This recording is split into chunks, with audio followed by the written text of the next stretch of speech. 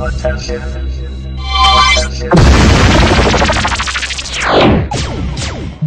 Salamat, Pia. May nilabag daw na patakaran ang Willionario segment ng programang Wawawi.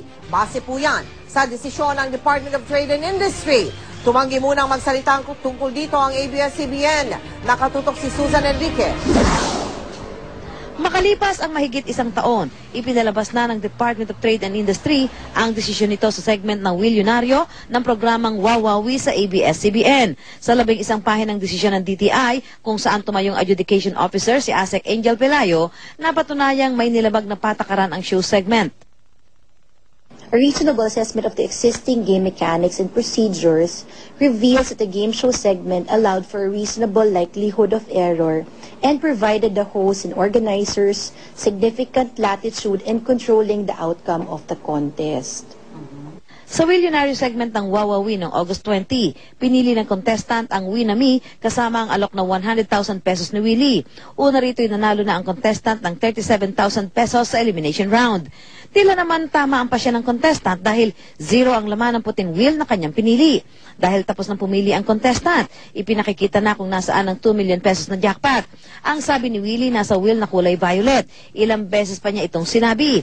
Lumapit siya sa violet wheel para buksan. May black cover ang gitna ng wheel. Nang alisin ni Willie ang cover, 0 ang lumabas. Sabi tuloy ng co-host na si Mariel, walang laman. Sabi naman ni Willie, mali, mali.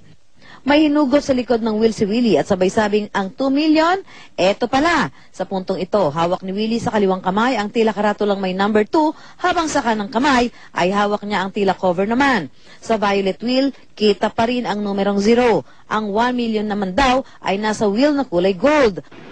Ayon sa DTI, ang Willionario segment daw ay nasa kategory ng sales promotion campaign, kaya't dapat sumailalim sa regulatory provision ng Republic Act 7394 o ang tinatawag na Consumer Act of the Philippines.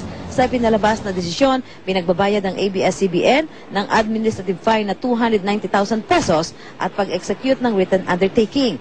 Sinikap ng GMA News na hinga ng reaksyon ang pamunuan ng ABS-CBN kaugnay dito, pero ayon sa kanila, hindi muna sila magbibigay ng pahayag. Susan Enriquez, Nakatutok, 24. Okay. At saka, binabati ka rin ni Eben Demata. Pumunta kayo sa YouTube.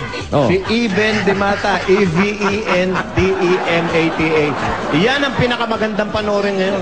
Eben Demata sa YouTube. Ang ganda niyan. Double entertainment. Tingin ko lang yung sila Eben Demata at saka si Adwater.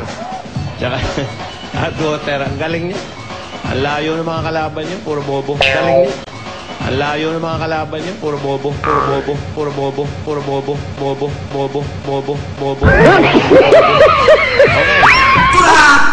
Ang hilig-hilig gumawa ng mga walang kwentang video. Nagkokomento pa ng sa topic. Tain nyo!